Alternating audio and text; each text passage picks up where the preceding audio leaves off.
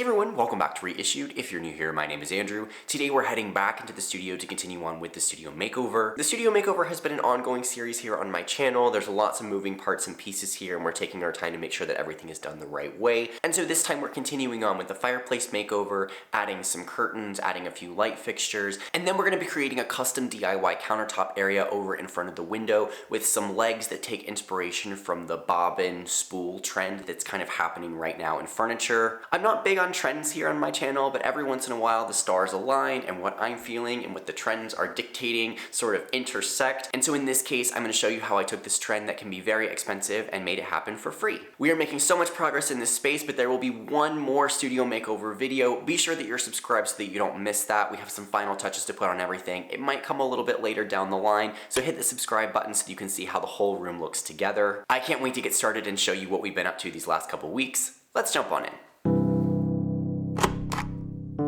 Okay, so first let's talk about the plan for this space. Over in front of the window, there's just kind of a dead area there, and I thought it would be great to do a really nice countertop that extends in front of the window, kind of like you might see as additional seating in a restaurant sometimes. I wanted to add this for a couple of reasons. First of all, you can never have too much work surface area in an art or design studio space, so the more counters, tables, work surfaces, the better. This is also kind of an odd area because there is a window and there's a vent right in front of the window, and so you can't really place any furniture there. And in this space, I need every single square foot to work for me practically, and so putting a countertop there right across the window would make use of that space but keep the floor open so that the air can come through that vent. And then finally, I had some thrifted pieces that I really wanted to incorporate into the space. One is this file cabinet that has a bunch of little drawers, super practical, and it's in a nice counter height.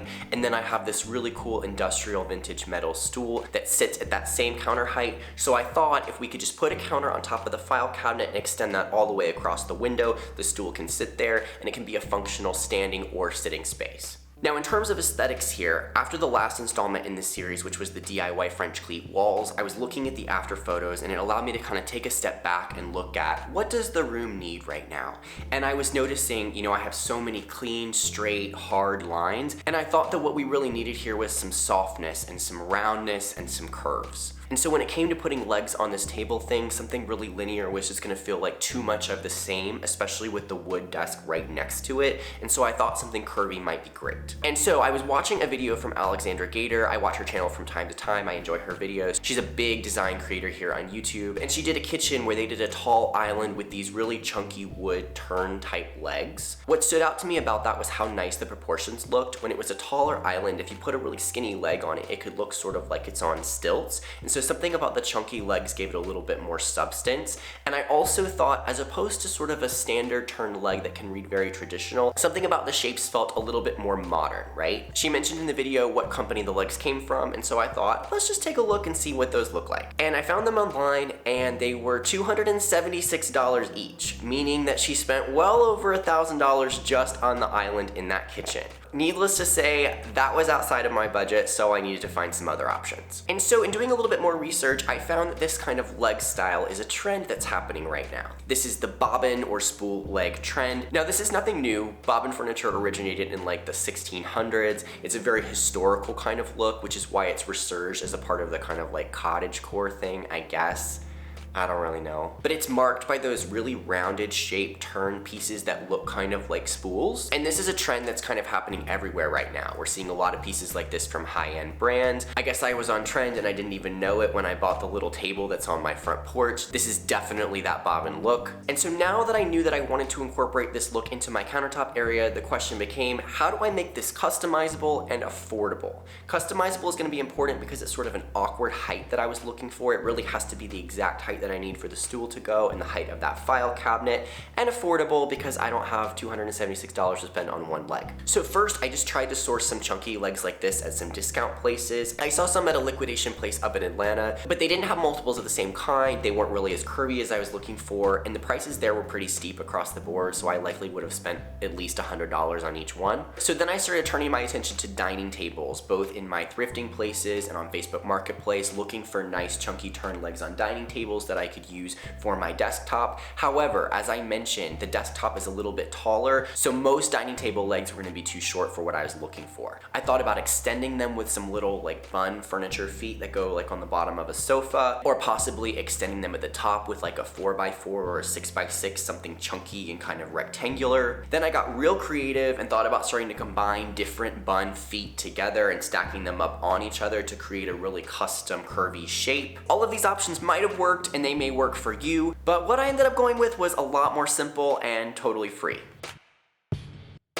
So, some of you may know that I work at my local REISSUED. One of my favorite aspects of life as a REISSUED associate is dumpster duty. It is very satisfying to throw away ugly, low-quality crap, and it is even more satisfying to find treasures in the trash. As much as the REISSUED loves and would love to take in every ugly, damaged, broken piece of furniture, space is at a premium and we can't take in everything, but occasionally we do get furniture that doesn't have all the parts, that's really damaged beyond repair, and those things do end up in the dumpster behind the building. So I was on trash duty and I noticed this footboard in the trash. Now we see beds like this in the store all the time. Often they come in without bolts. This one didn't have side rails. And so this headboard and footboard were unable to be sold, and so they ended up in the dumpster. This shape is not quite as curvy and graphic as the legs that Alexandra used or some of the pieces that we're seeing from high-end brands, but the same spirit is there. We have a nice natural wood tone. It's chunky and heavy. It has that historical kind of feeling to it. And the height of the post was just a little bit longer than I needed for my legs. We'll need to clean this piece up and cut it down a little bit, but I think it's gonna be perfect for this project. Let's make it work. Let's build a frame for the table out of these scrap 2x4s. Our legs are also pine, so hopefully we can get a decent match once these are stained. First, my dad uses the table saw to square off the edges. The curved edges can be a dead giveaway of 2x4 construction, and the squared off edges feel a little bit more polished and much more furniture-like. Let's make a frame.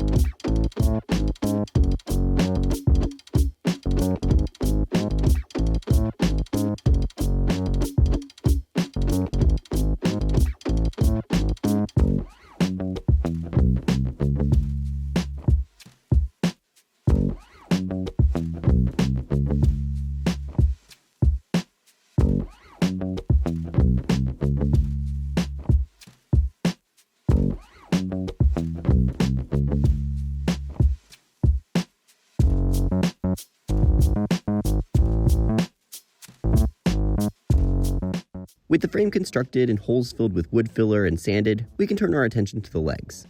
After tons of talking things through with my parents and trying different options, turning it upside down and right side up, keeping or losing the center bar, pulling it right to the edge or back in the middle, we made a plan to remove the center bars and use the legs upside down. Removing the screws and a little gentle tapping were all that was needed to disassemble the footboard.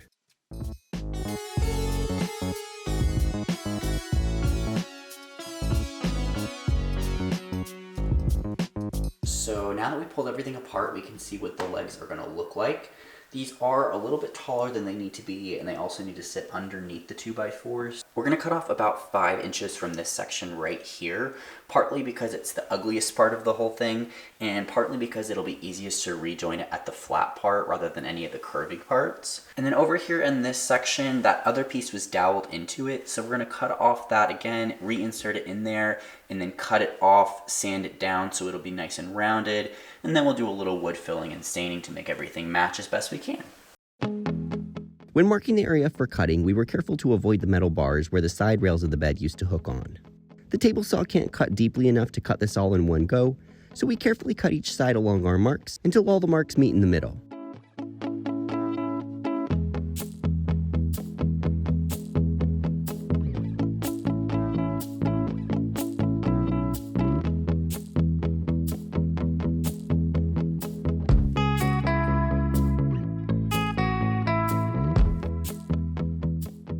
Not a bad match.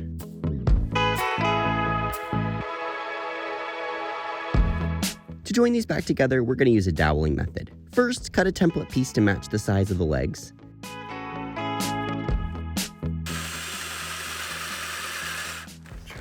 sure they're perpendicular. Then drill holes with a drill bit that matches the size of your dowels.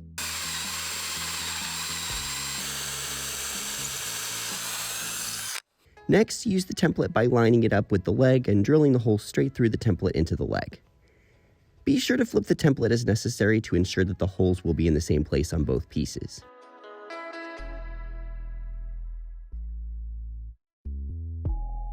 Let's test it out. Pretty good. And finally, lock everything in place with wood glue, gluing the dowels into the holes and gluing both halves together.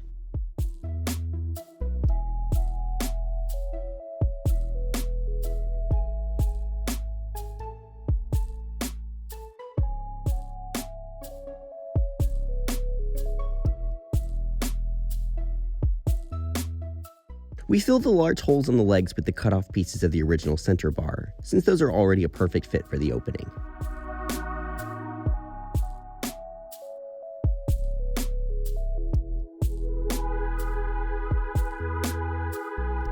Any remaining large holes get pieces of scrap wood.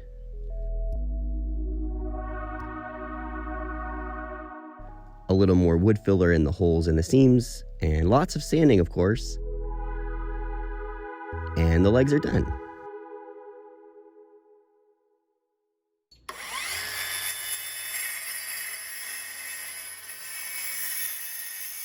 My dad cut some diagonal pieces that will go in the corners of the table to attach the legs.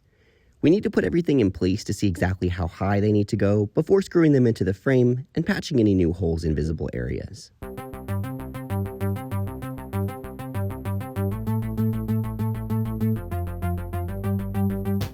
Now I can stain all the pieces to match the legs. I started in with an espresso shade to get the depth.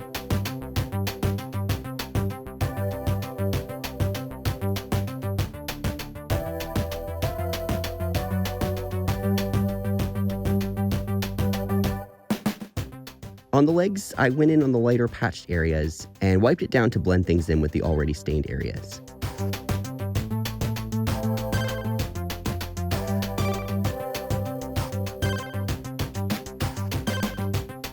The color needed a bit more red to capture the original tone of the legs, so I layered up another stain in the shade Jara for more redness and opacity.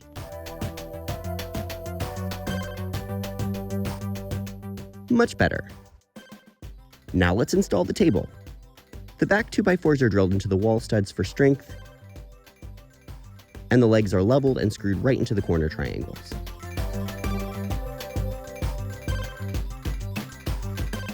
We also screwed the file cabinet into the frame to make everything look nice and tight.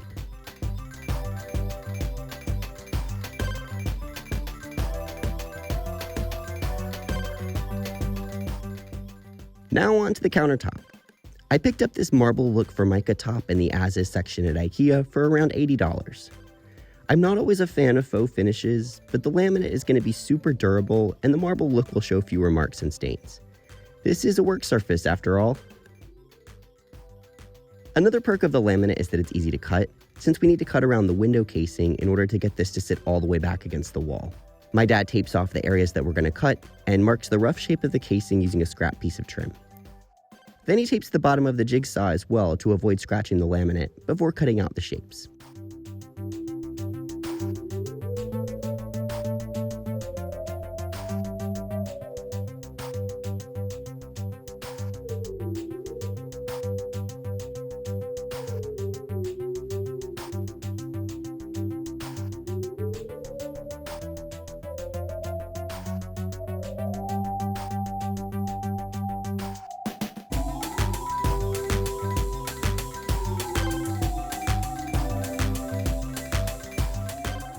Look at that perfect fit. Finally, we screw down the counter with some L brackets that I got at the REISSUED, and then wax the whole table with a tinted paste wax to even out the sheen and make it smooth and touchable.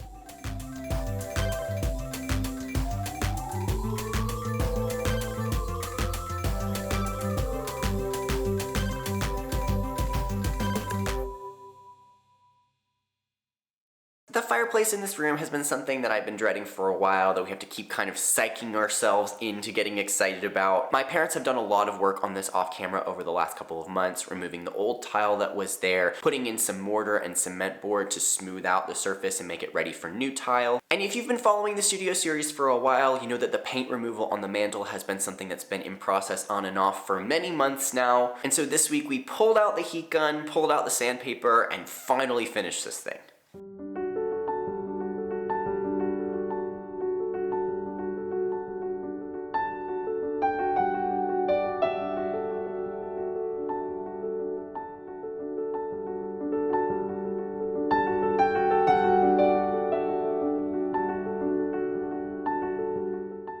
After getting most of the way there with the combo of the heat gun, the vibrating sander, lots of hand sanding, and a touch of paint stripper, we started into tiling with this graphic glass and marble tile that I got at the REISSUED for $10 a box. This tile retails at nearly $28 per sheet, so getting enough tile for the whole fireplace for $30 was the deal of the decade. As I laid out the tile to get the complicated pattern looking right, my dad started making the cuts on the wet saw. I was originally planning to do something a lot more plain and neutral for the tile in here, but seeing this punchy graphic pattern in the space felt so right. And I think it's going to keep the fireplace as a focal point, even with so many other elements happening in the room.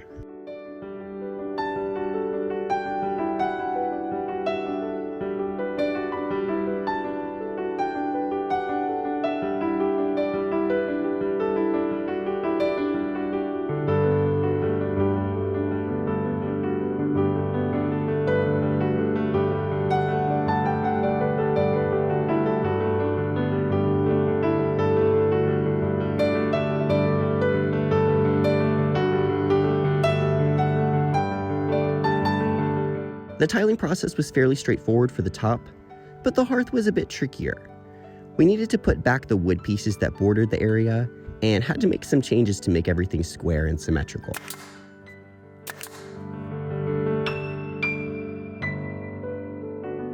And then once we started laying out the tile and making cuts, we realized that we should have placed the wood pieces differently to avoid making awkward half tiles along the sides. I wanted to finish tiling and grouting everything for this episode, but there was just too much to get done, so we'll leave that for the final episode. I'll set the tile down in the hearth to give you a sense of how it's going to look. And now my changing plans for the mantle meant even more sanding.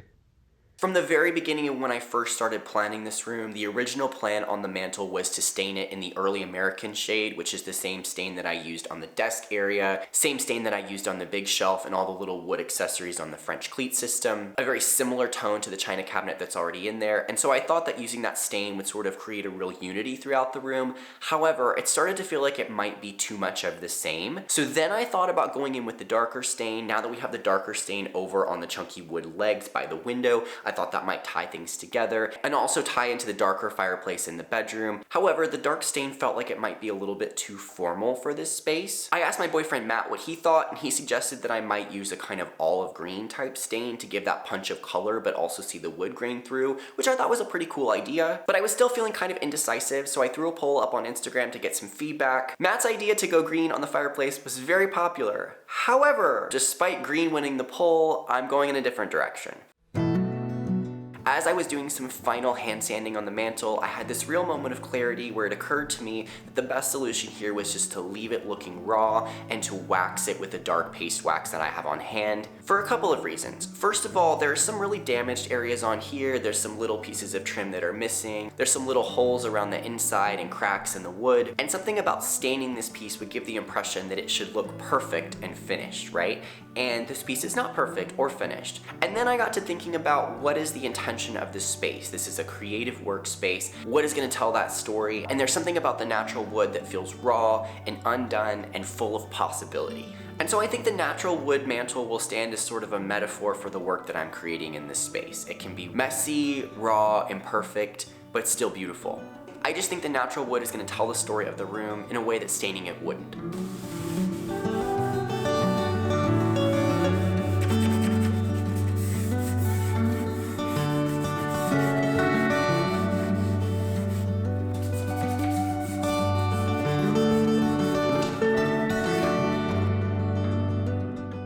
In the spirit of adding curves and softness to this room, I have a couple of lamps that I think are really going to be perfect in this space. Partly from a functional perspective, I have a couple lamps in this room that have more directed light, but I find that when I'm in a space at night, I prefer a lamp with a shade to really distribute the light and create a nice warm glow. So this brass Paul Hansen lamp that I got for $25 at the REISSUED store is going to be beautiful. I needed to switch out the harp for a taller one to make this shade work. This shade is a perfect example of my kind of 90s nostalgia moment that I was talking about recently. This is the kind of thing that, I don't know, 10 years ago I would look at and say, wow, that's so 90s, it feels really dated. But now as we step further away from the 90s, I can see it for the first time and think, wow, that is kind of like angular. It feels a bit like my origami lamp. It gives off a really nice glow. So I'm loving this lampshade on this lamp. And then on the other side, my parents and I created this lamp from a tripod that used to belong to my grandfather. We had previously run the wiring up through the center and added a lamp kit here. When I switched out the shade, the rod that we had before was looking a bit too long, so I ordered a shorter rod and switched that out so that the shade will feel a little bit more proportional with the lamp.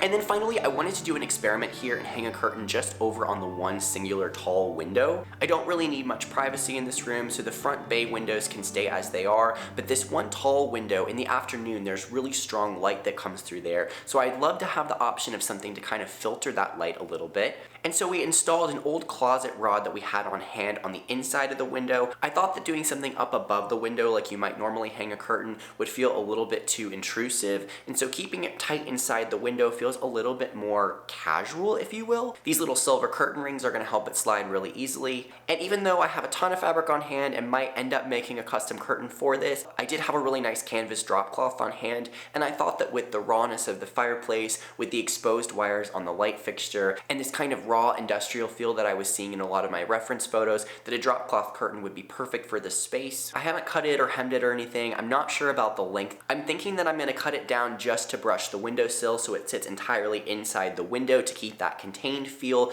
but let me know what you think in the comments. Do we like the drop cloth, and how long do you think the curtain should be? Alright everybody, I can't wait for this little mini reveal to show you how everything's looking right now. Some things are definitely still unfinished at the moment with the tile work and the curtain length, and there are still a few remaining projects in the space that we'll address in one more final part when we do the final reveal. That'll be painting the floor, doing final accessory work, maybe making some small changes to the computer desk area, but I can't wait to show you how things are looking right now and to hear your feedback in the comments. If you like this video and you love how this project turned out, be sure to hit the like button, and if you want to see how this room looks in the final reveal, be sure that you're subscribed. Thanks so much for watching. I'll see you guys soon.